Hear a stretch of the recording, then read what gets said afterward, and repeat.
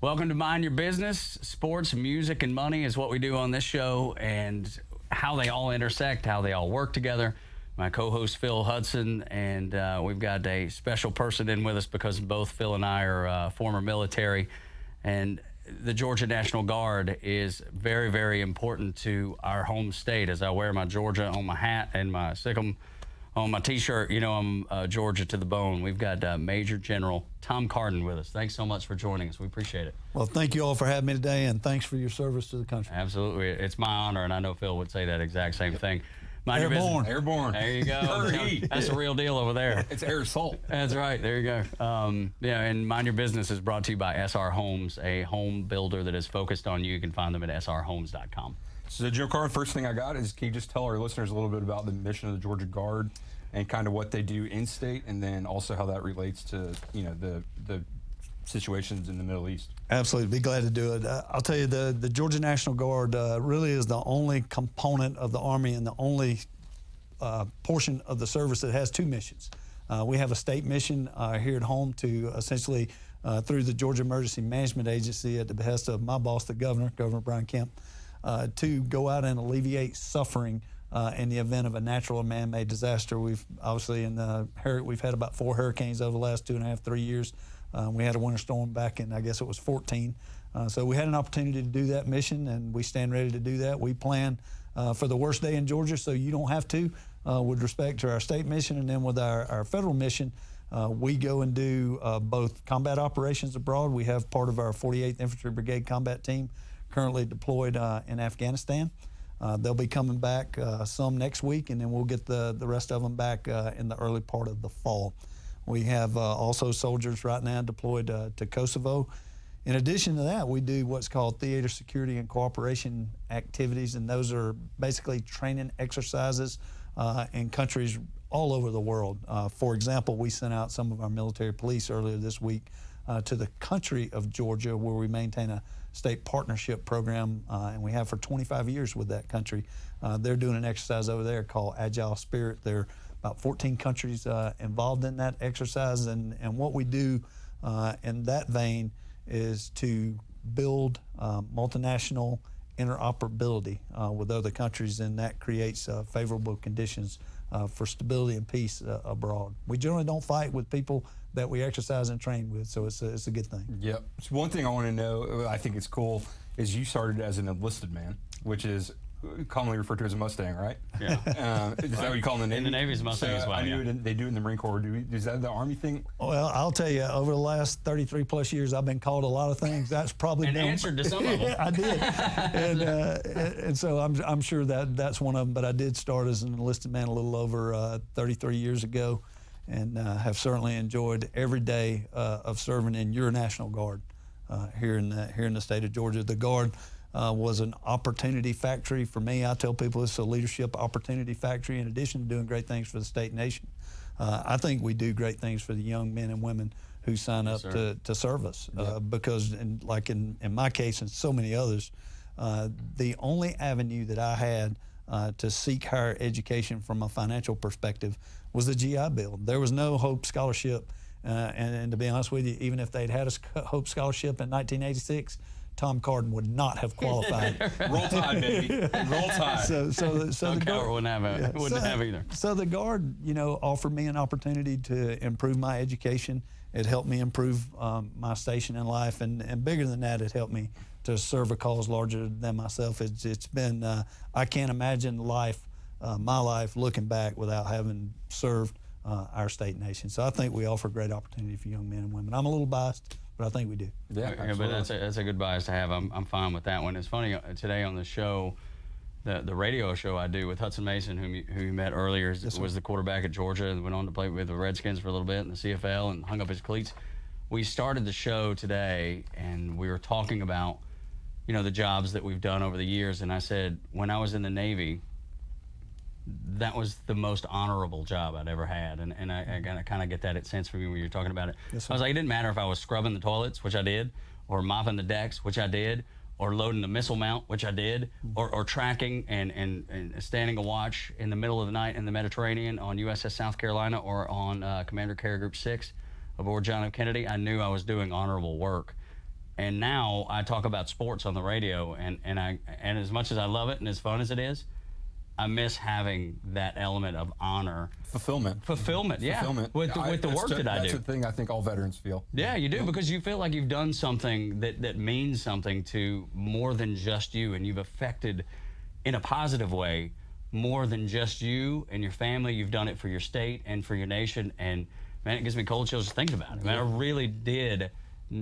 There was never a point, no matter what I was doing, how menial the job or how big the job, that I wasn't doing something more honorable than most everybody But else. you can't appreciate it when you're in the moment. No, you can't. No, because you're like, I don't want to scrub this toilet. The best quote ever is in The Office, and it's from, I think it's from Dwight. No, it's from Andy, I think. And he's like, I wish someone would tell us we're in the good times before they're over. Yeah, that's such a great line, man. From a funny show, that's a great line. But I know you can relate to it. Well, I think you're right. And this is what I tell, and again, I've got more days behind me than I got ahead of me. I've been doing this again over 33 years. But looking back over all that time and just looking at who can join.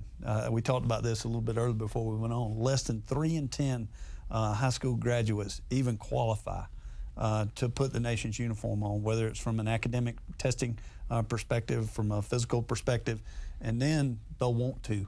Yeah, the desire. And so if you make the first couple of screening criteria, you can do the academics and you can do the physical part of it.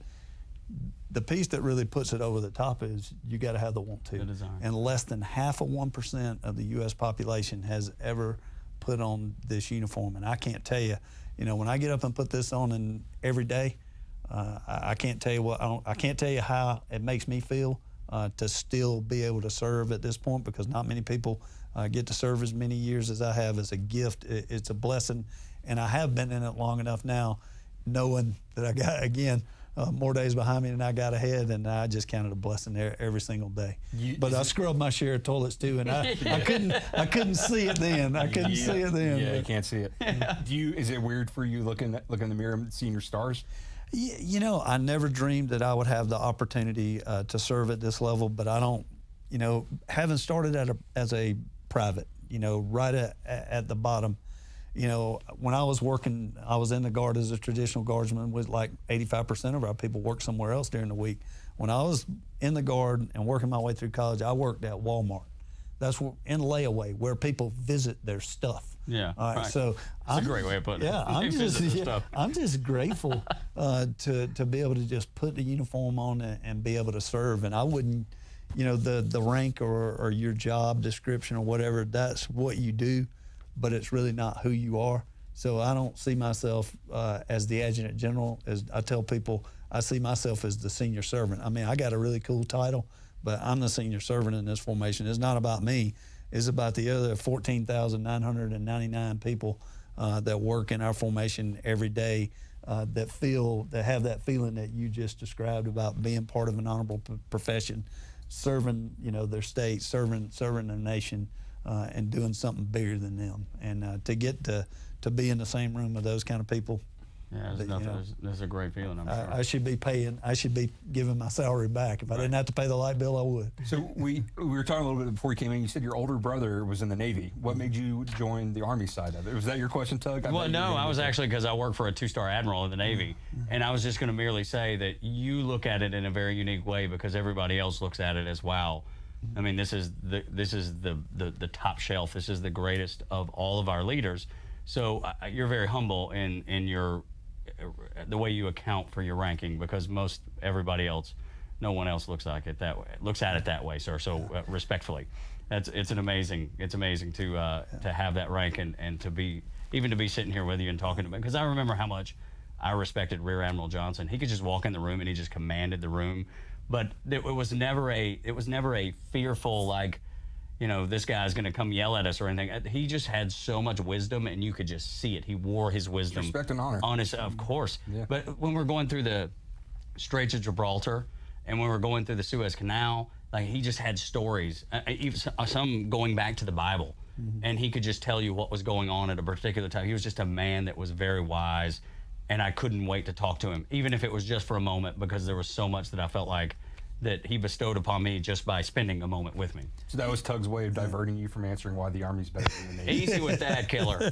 Well, you know, another thing when I go out and talk to our soldiers and airmen, you know, I say this is a us and we endeavor, not a I and me endeavor. So if it's ever, you know, if you ever get to a point in your career where it's more about you than it is about the team, it's time to go home, sort of thing. But what brought me to serve, you know, I'd love to tell you that it was a great sense of patriotism and give you the mom and apple pie kind of story. But I'll tell you, it just came down to my dad raised me and my two brothers on a peanut farm in South Georgia. And it's called being poor, hungry, and determined, and looking for an opportunity. And not only my older brother, but my younger brother also serves in uniform in the Army Reserves. So all three of us wound up leaving that farm and putting on the nation's uniform. It was just a great opportunity. I think it goes back to how we were raised and the work ethic that my father instilled in us every day. And it just, we all joined for our own specific reasons. But why did you stay, I think, is the better question, not why you joined. And so we all joined for whatever motivation we had at the time, because you're young and you're looking for that short term, I need to go to college and this is my only way to go. But I'm certainly not in it for the college money. You know, after that 33 plus years, it came down to what you talked about, a sense of purpose, a sense of meaning, getting to be in the same room with two gentlemen like you and what you described. There's no occupation on the planet where you can do that. You're exactly right. So I'm very honored to just be a part of it. In my previous life, I worked for a business newspaper. I would interview a lot of business executives and always ask them, you know, what businesses can do, or, you know, how they support the military, stuff like that. Just like when I met you with the Comcast CEO, kind of asking them how they do it. But all the time I always hear, you know, when you get people out of the military, they just have a different work ethic of, do your job, just do it, just execute the mission and do it. And there's a company in Atlanta called Killcliff, and they literally, I'm not sure anymore, but they used to only hire military people because they just like that environment. So I think on top of education, the work ethic is a huge thing that millennials and just younger generations don't have, that the military, me specifically, didn't have. Not everyone, but there seems to be a lot of us. There seems There's to be a major disconnect today. There seems to be a little bit, yeah. But I do think there's kids out there that have been raised the right way, and that those are values that are instilled from your childhood. So I think they're out there, but the media, and look, we work in the media, it propagates the extremes on everything, whether it's politics, whether it's age, whatever it is. You only see the extremes because that's what gets your attention, right? And that's what their job is, to get your attention. Unfortunately, it used to be report what's happening. Now it's get your attention and get ratings and make money and blah, blah, blah, blah, blah. Yep. But so I think there is probably an element of that, but I think maybe that's overblown a little bit. Well, I'll tell you, the kids that we get in our formation, the young ones, I'm glad I'm not competing with them. Yeah. I'll tell you, they're more fit than I was. They're smarter by a long shot than you know, my first day, and they're driven and they're focused. I think you know, obviously the military has a world-class orientation program called Basic Training. Yes, sir. Both of you spent some time on Great Lakes, Illinois. I call it auto scuff. So it takes pressure to make diamonds. That's right. And I think we make some diamonds out there. We put them in that immersion environment, and we turn them into professionals. We get them back in our formations. I think our training bases from across the service. And this is what I think we miss a lot of times in all of this. They don't just turn out great soldiers, sailors, airmen, Marines, Coast Guardsmen.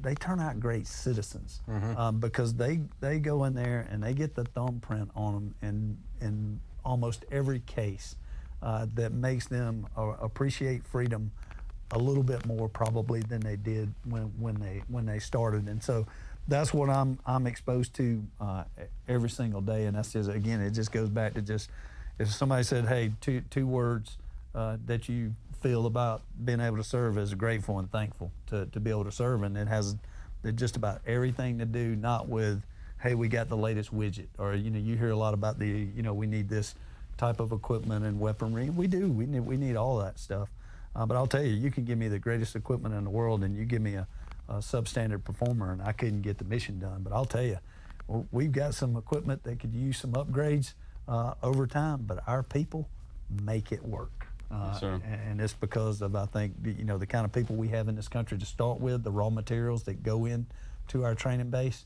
and then what comes out of our training base is, again, not just great service members, but great and appreciative citizens. So will you walk us through when the governor does need assistance with the Georgia Guard, how that plays out? Yeah, if we see something, I'll give you the example that I always use is tornadoes fall out of the sky. Okay. And we don't get a lot of warning. You may get a couple of hours. Hey, we think we're going to have some weather tomorrow. A tornado may fall out of the sky and damage an area, and it may or may not. In most cases, it does not exceed what the local authorities can do. We haven't helped with one of those for a few years. We did one, I think, down in Americus, Georgia, in the area where I grew up in the state. We helped with a tornado back there, but it's been several years ago when that one happened. But generally, it's a hurricane. And, you can see those spinning off the coast of North Africa for about 5 days. We sort of start getting ready at that point. You've seen the spaghetti models going all over the place. But when it looks like it's a pretty good chance that those are going to impact the citizens of the state of Georgia, we start spinning up when we see them, whether we think they're coming here or not. And we just get a little bit more ready, because 85% of our formation works somewhere else during the week. And, we start checking our alert rosters. And then, we have a lot of conversation with the Georgia Emergency Management Agency, because generally that's who we work with at the governor's behest during a natural or man-made disaster in the state. And so, the GEMA director and I will have a conversation about what we think we might need is generally the same sorts of things, which generally includes like debris clearance type things. You get roads open, help power companies, they go safe the power lines, we move the trees, you get roads cleared up, you can get commerce flowing again, get people back in their homes, if there's any kind of search and rescue augmentation. But, when the governor pulls the trigger and says, hey, we need you, what we want to do is we want to go from a standing start, having anticipated a couple of days in advance to be able to get people in as fast as we can, because people treat each other different when they see us show up. They just do. And the example that I often use, I worked a hurricane a few years ago. I was down on the coast on Interstate 95. We were helping get things back together down there, working with the Georgia Emergency Management Agency. And I ran into a couple who had a little girl, and she came up to thank me for, they're like, hey, go see the soldier, thank him for his service. And she came up, thanked me for my service, and I said, well, thank you. And she looked up at me and she said, I counted 200 helper trucks today. Oh, wow. And so she knew that help was she was talking about our camouflage, the tan vehicles. Yeah, absolutely. And she said those are helper trucks, and kind of, the eyes of a child can teach you some things. Man, can they? And what I noticed is just, people get a little bit frustrated, and so not only do you have to deal with the disaster, there are people down there that are suffering. And sometimes when people are in the grocery store is running out of milk and they decided to ride it out and there's no power, toilets are not flushing, people get frustrated. And a lot of it is just for them to know that their state, their governor, their elected leadership, and the people that work for them like me, we care. We want to help, and we're gonna get you back in business, back in your house as fast as we can, and we don't want you to suffer. And when we can, that's how the process works. But kind of the things I'm trying to articulate to you, that's kind of what's running in the background, is we want to get there as fast as we can and help all the agencies. We don't take over anybody's disaster. I tell the emergency management people that we work for, we don't want to go in and try, the military's not here to take over a disaster. We're here to assist. We're emergency management augmenters. We go help the Georgia Emergency Management Agency. That's who we get our mission, we call mission assignments. They tell us what they want us to do, where they want us to do it, and then we try to apply the right resource to give them what they need. There you go. So, very rewarding work. This is Mind Your Business, Sports, Music, and Money. It is a podcast that Phil and I have done for a long time, presented by SR Homes, a builder that is focused on you. You can find them at srhomes.com. And we're joined by Major General Tom Carden of the Georgia National Guard. So I actually got to see the Alabama National Guard in action after a tornado. And it was right when I got home from Afghanistan. I got back to school, the tornado hit, and down in Tuscaloosa. Down in Tuscaloosa. And it's just kind of amazing seeing how fast they can be on site. And I feel like it just brings a sense of relief. Yeah. Because people are, in Tuscaloosa, people were really worried about, looters and stuff like that. And while none of it happened, I think just the extra security gave people a sense of security. A sense of security. Yeah, and so it really helped. Switching a little bit to the personal side, I've always wanted to know the life of a general. Because when I was a private, I was always like, man, like, what's that like? You got that nice stateroom up there in the Navy. It was Yeah, like, man, right? he's got a really nice stateroom. I bet it's So what's your cool what's there. your regular day like stateside, and then when you're deployed, what's your day like? We stay on the road a lot. I tell everybody, in my job, it's more of the up and out type versus the down and in, and that's what you'll see at the 2-star level division commanders is you have a lot of responsibilities with respect to not necessarily what's going on today, but how do we position the organization? How do we position the formations for the mission after next? So I've always got to be thinking about funding, force structure, the manning, the type of forces that we need to answer the nation's call, what we can compete for to make it's more of a business model than people think. You've got to be able to make a business case, and a lot of times it comes down to, can we recruit and retain? You cannot train or deploy a vacancy. Mm-hmm. You've got to be able to man the formation. Our Air and Army National Guard here in Georgia, they do a great job, but we're still hiring. Shameless plug. No, well, tell people how to find out about that. Yeah, well, I'll tell you, we have obviously if you go in and Google Georgia National Guard, you're going to get 15 different hits. You can go to my Facebook page, the Adjutant General of Georgia. I've also got an Instagram page out there. So these are the questions I have. Do you run them? Well, I'll tell you, I write, not all, but many of the posts that go there, I write or edit those. I do have a public affairs office that writes and drafts a few of them. So either I'll write them from scratch and send them to my aide-de-camp, who will post them for me, or I will send it to the public affairs office and help wordsmith it a little bit just to make sure, sometimes you can't see your own typos. So I do get help. I do get help with those. But if you want to join the Georgia Guard, go to my Facebook page and you can message, and it'll go to my public affairs people. They'll get it for our organization, and we will get that to the right place, and we'll create opportunity for any young man or woman that wants to be a part of our formation. But no, I'm not an expert on the social media platforms. No, none of us are. And that's why I appreciate my millennials. Whoever runs it over there does a pretty good job. Yeah. They do a terrific job. They understand those platforms. They give me the analysis, and it's just pretty interesting how much work they put into it to be able to connect us to the people that we serve. Because even if somebody don't want to serve, but they're interested in what we're doing, we try to refresh and keep information up to date. And what I always refer to, if I'm writing it, you'll see that I say, this is what your National Guard's doing, because it's not my National Guard. It's your National Guard. We serve, the state and the nation, and you ought to know what we're doing, and we try hard to communicate it. But it's a good point. What is there are two questions here. What's the cutoff? Is it 35? Is it still 35? I think right now it was back during the surge, it was about 42, but I think we're down to about 38 right now. It's like 17 to 38. And you need to have a compunction toward a little bit of fitness, a little bit of structure. Yeah, sure. But again, the opportunities that it unlocks for young men and women to go in to serve the state, serve the nation, get an education, not only a civilian education, but a military education, the potential and leadership factory that we're running. The world's best fraternity. I really believe it. I really believe it. I mean, I never look at a soldier or an airman with whatever rank they've got on the day is, how do I help you get to the next level? What school do I need to send you to? What can I do to inspire you to what can we do to help you get to the next level?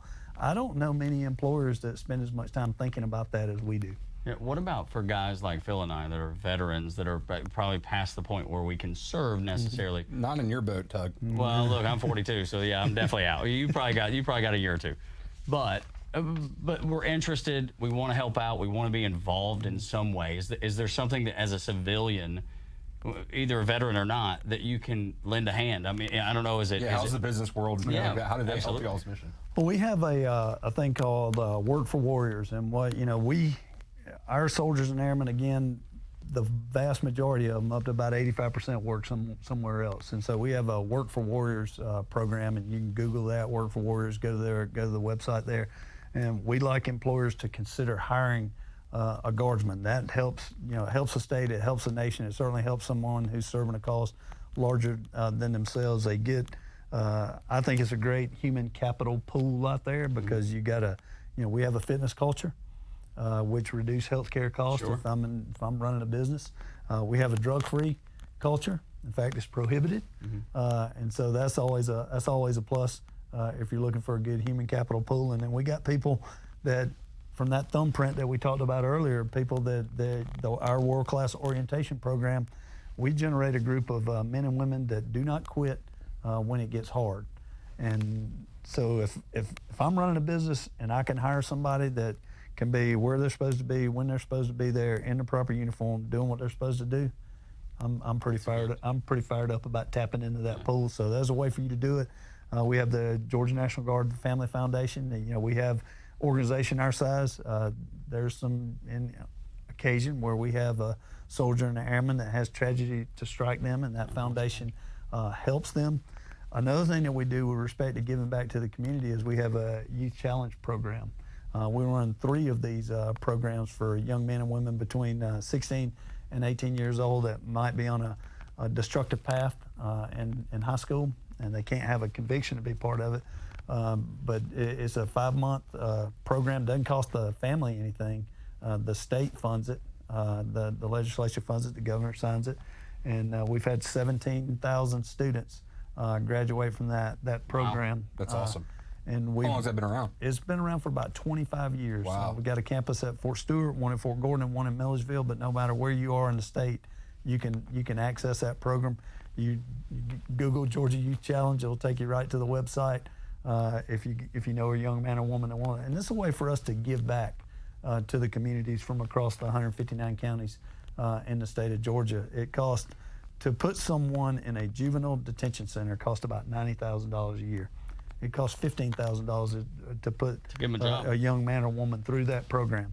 And if they go in, and that 22 is very intense, and it's a basic training type structure. It's a structured environment in barracks doing physical training every morning. What's the alternative if they snap or No, we send them home. They got to want to be there. Okay. Now, some of them's it's not basic training. Some of them's parents and grandparents voluntold them to be there, but they're supposed to be there if they own it. If they want to quit, they can quit. We try to retain them if we can.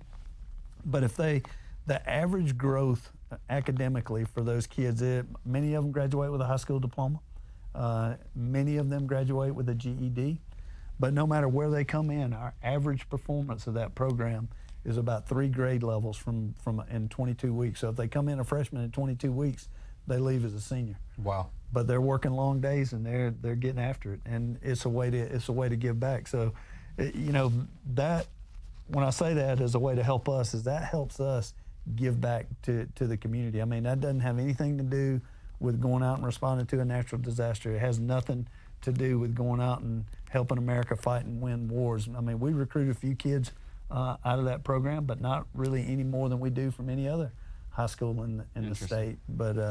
But I think it's a way for us to give back and let our state know we care and we want to help. That's fantastic. Rising tide lifts all boats for sure. That's awesome. Yeah. That's really good. I've never had any idea y'all did something like that. We did. And you have what, about 15,000 troops? There are 15,000 between the Army National Guard. There's about 11,000. It depends on what day of the week. We're a little over 11,000 right now, which is really healthy. We've got about 2,850 or so in the Air National Guard. We have an auxiliary called the Georgia State Defense Force, all volunteers, not for federal mission, but they volunteer, they buy their own uniforms, and what they do is come out and augment us primarily during those natural disasters, and they help man some of our units when units deploy, help with some of those activities back here in the state. It's almost like the Civilian Air Patrol? Something along those lines, but I'll tell you, there are many veterans in there, very capable, very committed. If you know any of them in your communities, I hope you'll stop and thank them.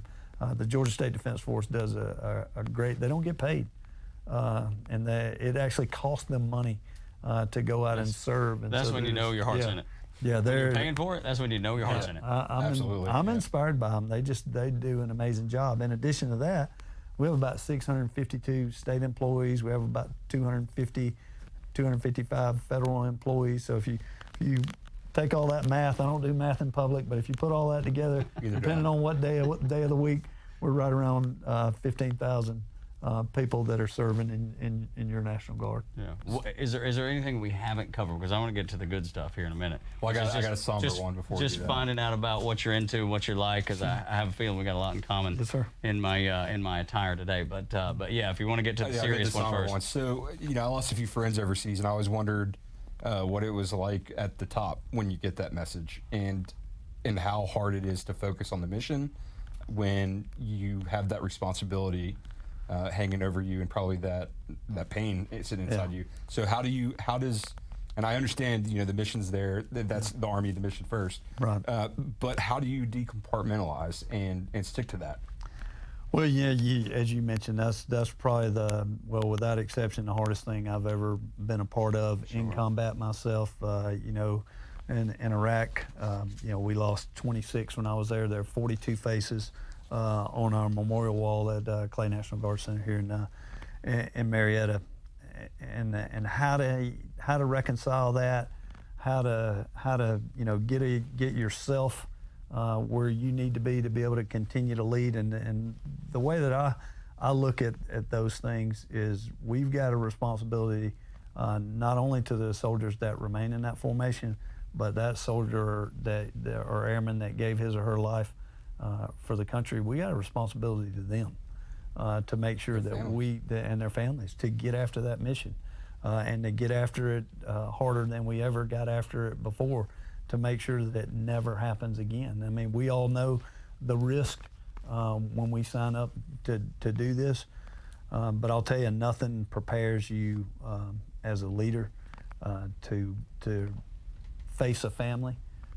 where you know that you can't even comprehend what they've been through. But there's no easy answers to that.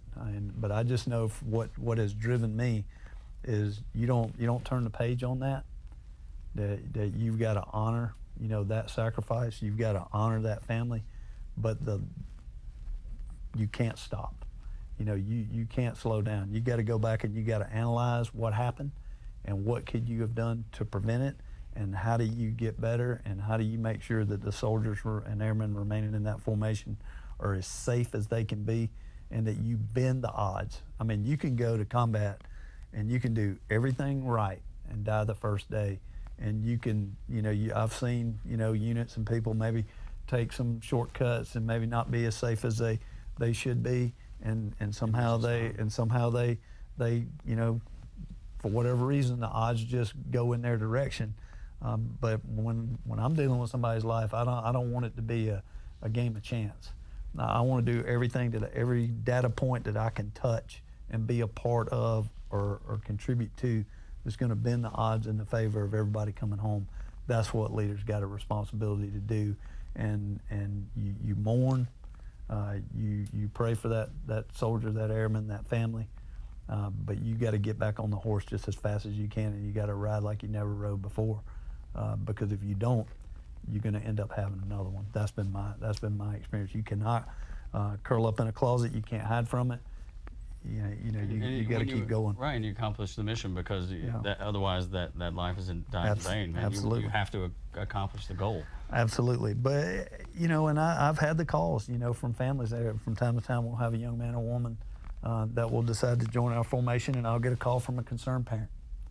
And they'll say, hey, General, your recruiters are talking to my son or daughter about being in the formation, and I'm concerned about their safety. And one of the parents I talked to, I said, well, do you live in Metro Atlanta, ma'am? You let them drive? Exactly. I said, do you live in Atlanta? And she said, yes, sir, we do. We live in Metro Atlanta. I said, do you let your son drive on 285?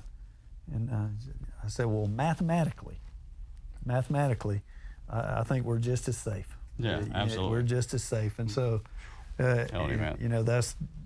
that's the analogy that I try to use. But there's Talk about bad timing. His son just got his turned 15. Just I'm telling you. Okay. Georgia 400. We live in Alpharetta. There Georgia you go. 400 makes me Alpharetta Autobahn. Then it makes me nauseous. Two seat belts and 5 airbags and, wouldn't be and a enough. lot of praying. It wouldn't be a lot of praying. That's the only way you're getting through it to begin with. But yeah, my son came home with the bumper of my wife's vehicle in the back not long ago, so I can appreciate the dangers associated with teenagers and motor vehicles. Oh, yeah. The first time my and sister funny. let me borrow her car, I rear-ended another one. Nice work. Got away with it. Nice work. Blamed it on her like 3 weeks later. Got out and I was like, "What's this dent?" Seriously, I don't know how that happened. She knew. Dude, what did you She do? knew, dude. She knew. What She did you immediately was like, do? "You did it." And it's the last serious question I have for you. Not as serious, but Army War College. Yeah. So I've been told that that's kind of the course for officers when they kind of become a little bit more politician-y, because they have to be able to talk to Congress, they have to be able to talk to the governor. Media too, I would assume. Media too. So and I've also been told it's where you actually learn most strategy. So what is the Army War College? Will you send Colonel Zeno to it? Because he asked us to work that plug in. And then kind of, what was the biggest difference from you going from the bird to the star? Okay, so the first question about the Army War College, it is I think obviously a great program. You get a master's in strategic studies when you go, and so it's a strategic leader transition course, if you will. It takes either a very senior lieutenant colonel or a junior full bird colonel.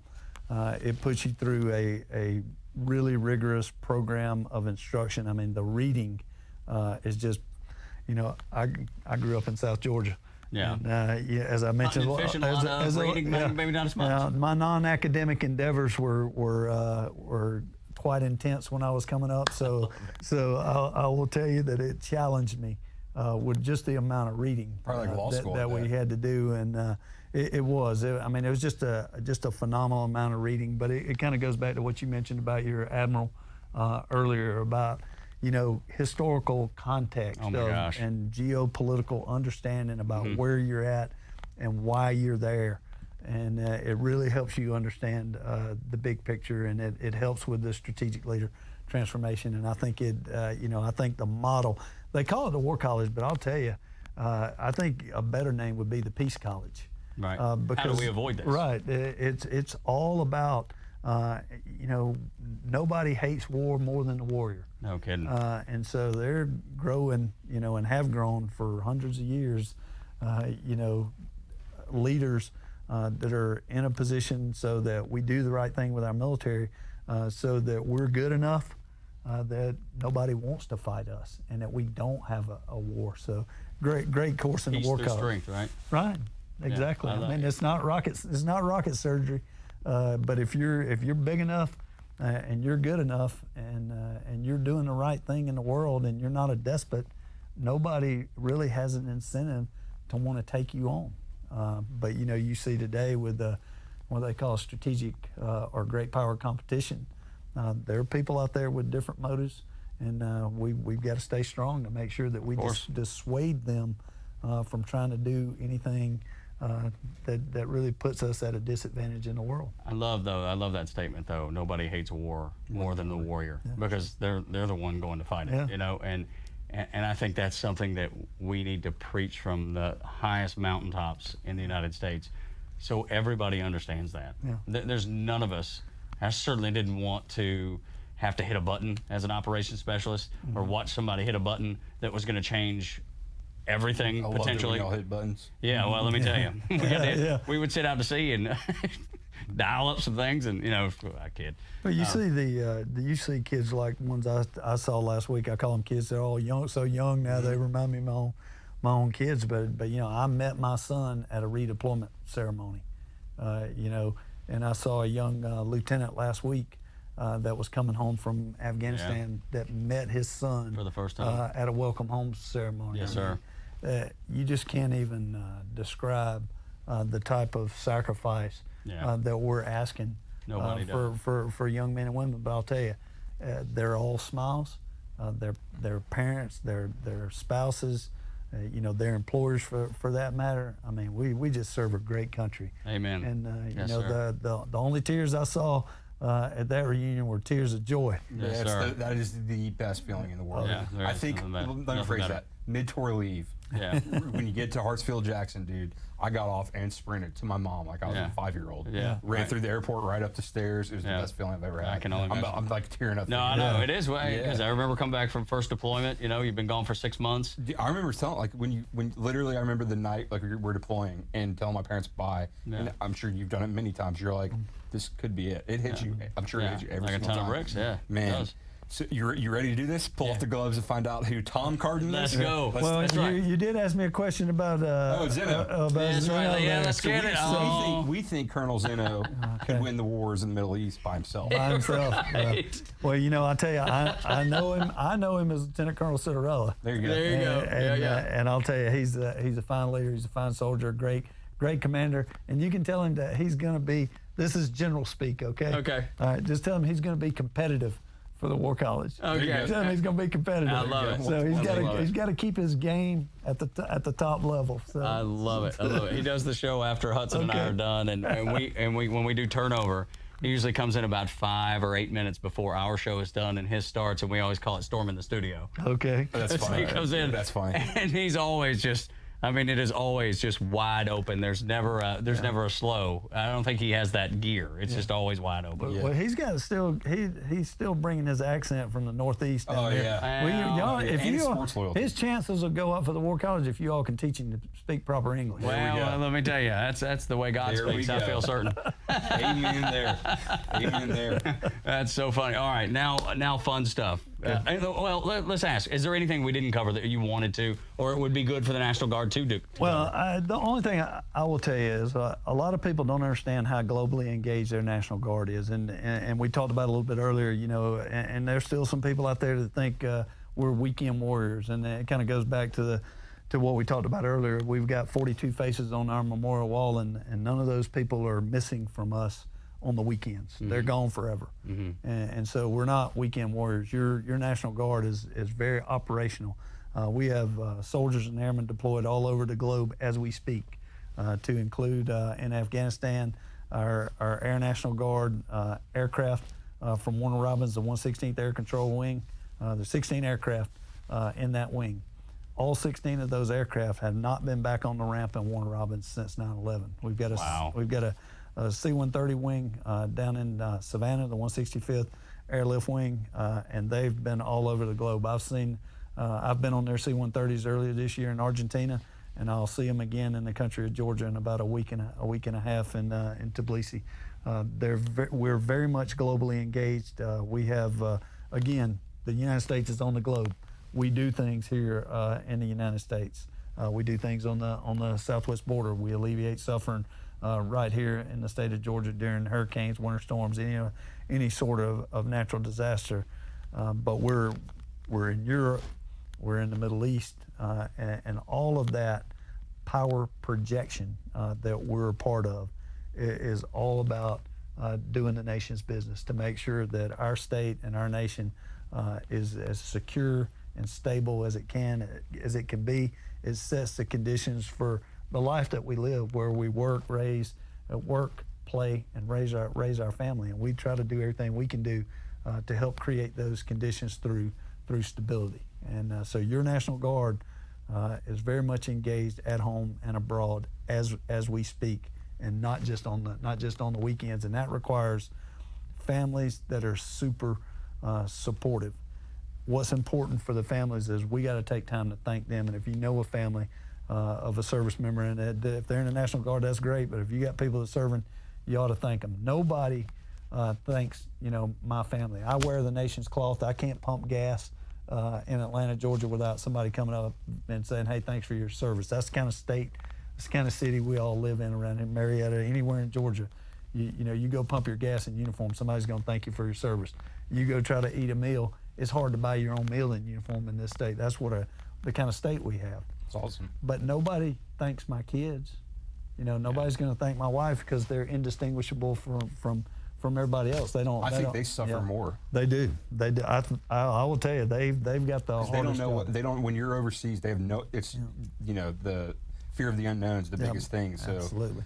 When I came home and my unit went back, I just remember like when we lost a couple guys again, I was just like, man, like you feel like you should have been there and stuff. Yeah. So the families, I'm sure, the same way, just constantly in fear. And then for us, you know, so much of our formation works somewhere else during the week. Our employers are incredibly patriotic. You know, if you've got a large business, you know, losing a couple of guys for a year or for 6 months to go do a deployment, maybe not be a huge strain on a big business, but a small business, and they got 2 or 3, you know, people there working for them. You know, and they never complain. I never even thought about it. Small business. Yeah, they never complain. They hire our people. They put them to work. Most of the people that are in there getting after it for us, doing a great job. They're getting after it and doing a great job on their civilian job. So I never miss an opportunity to say thanks to families and employers, because with us, you know, if I give a service member the choice between us, their family, and their job, I'm coming in third. Yeah, every time. But I want to be a strong third. All right? That's right. You should at least want to get on the medal stand. There you go. Give me a bronze. There you go. I'm good. I'm good with being third. I just want to be strong, and in order to stay strong, we got to say thank you. That's exactly right. And that's a really good point. People forget about the sacrifice the family makes. Totally does. Totally is a great point. And those employers as well. Yeah, this is Mind Your Business, brought to you by SR Homes. It's the podcast about sports, music, and money here at Dickey Broadcasting Company, Atlanta Sports X, and The Fan, 680 and 93.7 FM, Braves Radio Network, and Southern Sports Today. We could go through the whole list. Let's get to the fun stuff that we've been dying to talk about, because I understand, sir, you are a how about them dogs kind of guy. I am a diehard dog fan. I'm looking forward to them having a good year this year. And we were joking around a little bit earlier. You know, we have got the North Avenue Trade School over there, Georgia Tech. I'm proud of them too, but I'm a dog fan, and I'm looking for them to have a good year. I can't believe I've never heard that. North Avenue Trade School. That's amazing. I mean, you're in a native Atlanta. Like I'm Northwest Georgia, up in Dalton, up in the hills and the carpet mills. This guy's a South Georgia farmer. You hate Tech. No, I don't hate Tech. Oh, yeah, you don't really hate Tech. No, you hate Tech in the Georgia vein. Absolutely. So my thing is, I always grew up, because Georgia's home, I love Georgia, I love Georgia Tech, I love the Braves, the Falcons, Hawks. If it's Atlanta or Georgia, I'm a fan, right? Kennesaw State, Georgia Southern, whatever. But when it comes down to it, if it's Georgia versus Georgia Tech, Georgia wins every time, for sure. Yeah, absolutely. Yeah, Taquan Marshall, who's the quarterback was the quarterback last year for Georgia Tech. He interned on our show, and he is the greatest guy, man. I just fell in. And when we went to the Georgia Tech game and he was playing against Georgia, I mean, this is a guy that I've been working with all summer, you know, the summer before the season was that weird? Yeah. Oh, it was totally weird. I'd never really had that happen to me before. Because he's kind of like under you, and now it's like, oh, he's a star. No, you're right. Well, no, not even that. It was more of, all of a sudden, there was this guy that I really enjoy playing the team that I really love, playing against the team. And I could, and when he would get, you know, tackled or whatever, I was like, oh, yeah. You know, I had a hard time, and I couldn't cheer against him. I wanted Georgia to win, and they did ultimately, but I had a hard time cheering against. When's the last time you went to a game? You know, I'll tell you, I've never, I can't think of a time that I've ever been to a college football game. You know, if you're going to Hold up, you've never been? In person. I've watched it on television. Sir, we've got to get that corrected. I know. Would you go? I'm going to make it a point to go at some point, but if you're going to... Herbie, come on. If you're going to do the job that I do, it's not... it's having the time to go. Yeah, right. Herbie's extremely patriotic. Yeah. He's a good man. Well, I'm looking forward to, you know, we have...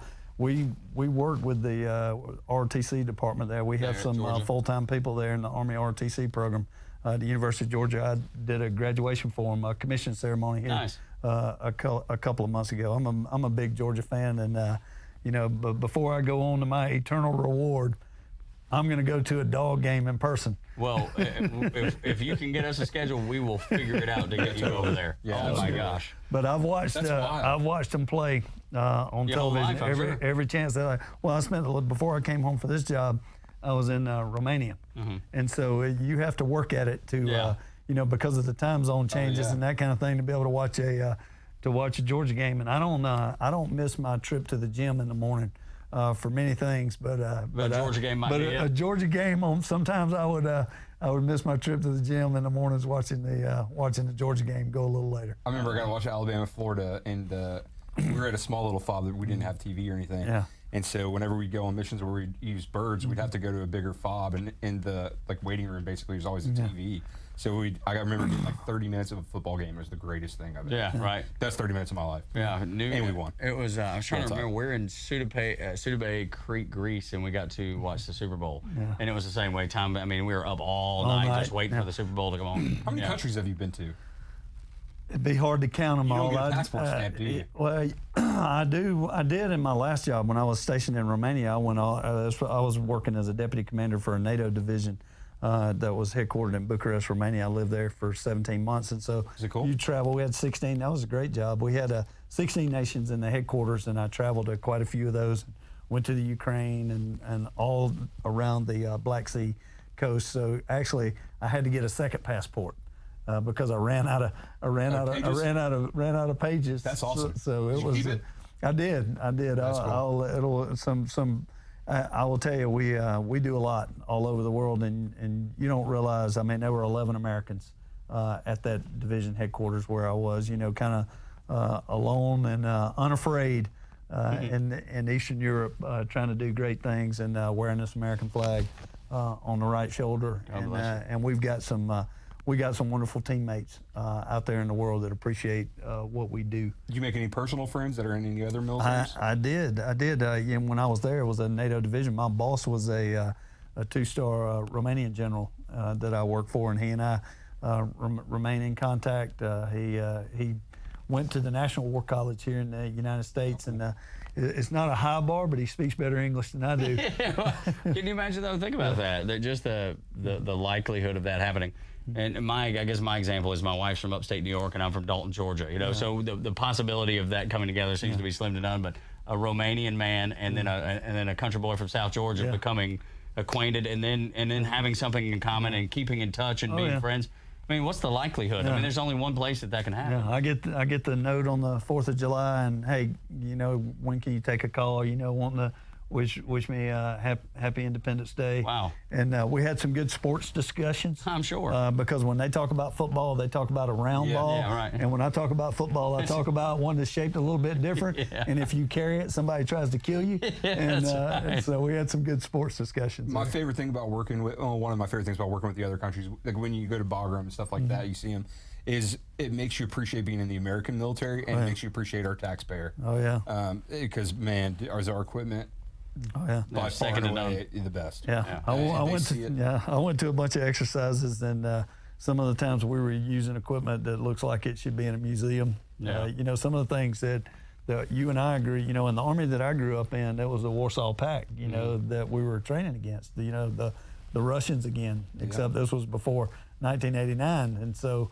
But the equipment that I trained to destroy for the first half of my career. Was what you're using? I was working with it. Oh, no. when I was, Wow. That's crazy. So it was very interesting. That's an interesting thinking about their training for the Russians before. We forget about that. Now it's gone to the counterterrorism stuff. That's what happens when you get old. History starts repeating itself a little bit.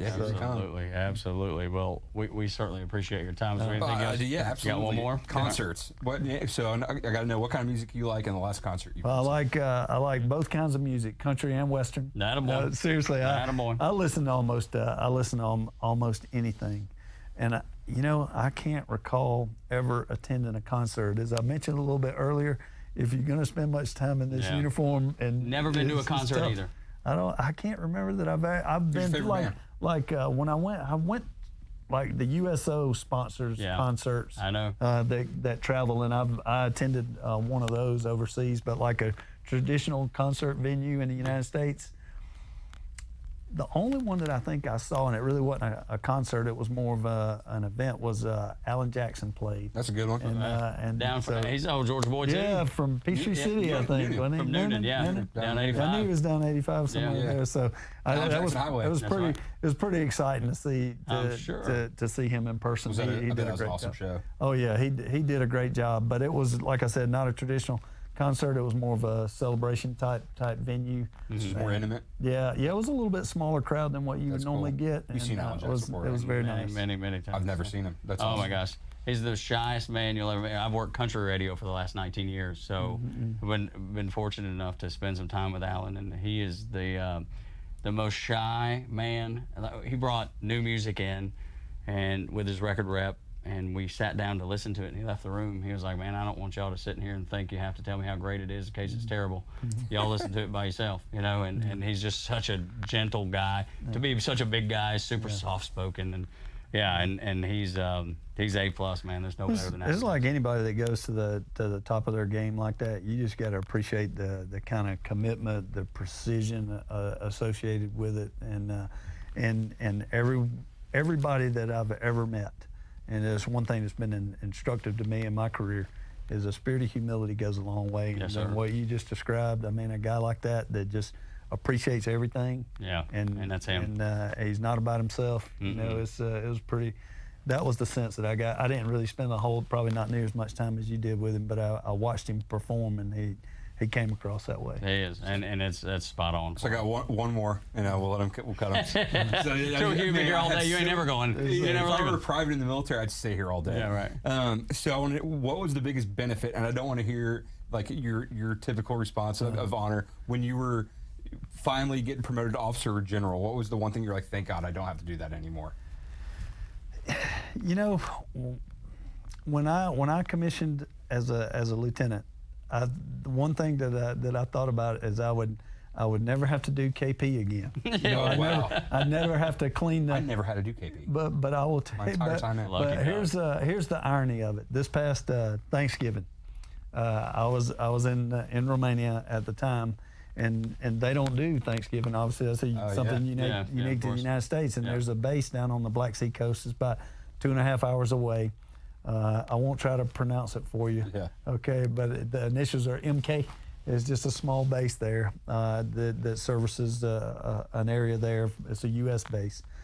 So the base commander down there is actually from Alabama. So I told him I'm not mad at Alabama for being a winner. Yeah, right. I'm not mad at him. But always winning. We had a good talk back and forth about Georgia and Alabama football.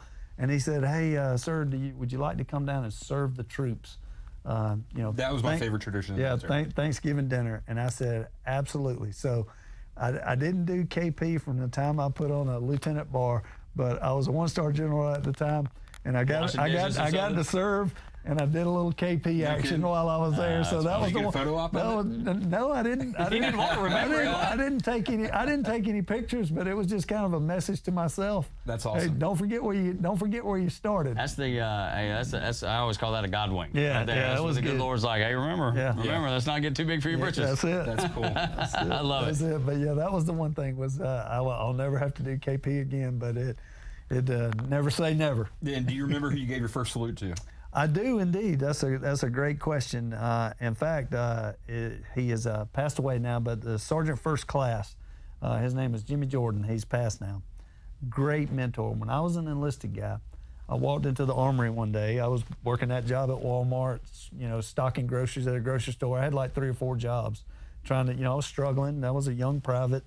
PFC, may have been a specialist by then. I can't remember exactly what it was. And I came in and he said, "Hey son, aren't you going to college?" And I said, "Yes, Sergeant, I am." And he said, "Well, good, you're going to OCS." And I was like, "Hey, I don't even like officers. I don't want I don't want to be one." And he to these days he'd be in trouble, but he grabbed me by my collar and he goes, "Hey, I didn't ask you what you wanted to do. You're going. Yeah. And if you want to come back here a quitter, then you can be a quitter and you can explain to everybody why you didn't make it, but you're going." I mean, literally, that's the way the conversation went down. I went to OCS. He pinned my second lieutenant bar. That's cool. 5 August 1989, and he got the first salute. Great guy. He also came back and pinned my star. Wow! That's Really really cool. cool. Yeah, He sure did. He pinned the second lieutenant bar and pinned me to brigadier general when I got my first star. And he passed away when I was in Romania.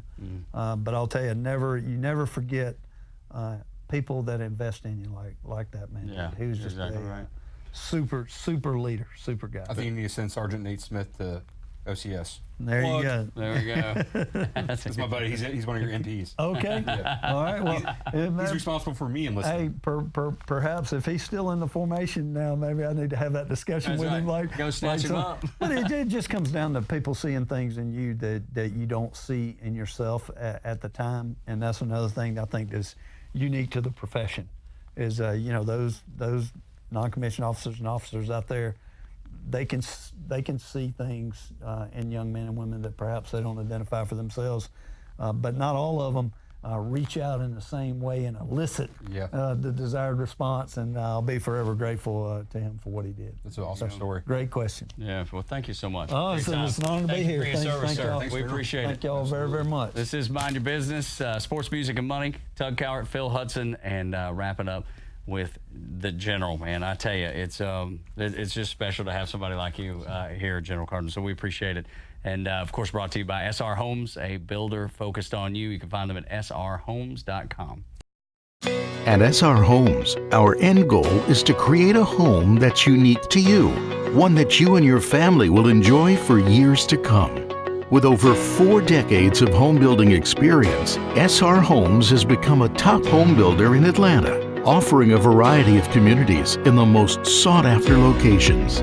Locally owned and operated, SR Homes is a builder focused on you. For more information, visit us at srhomes.com.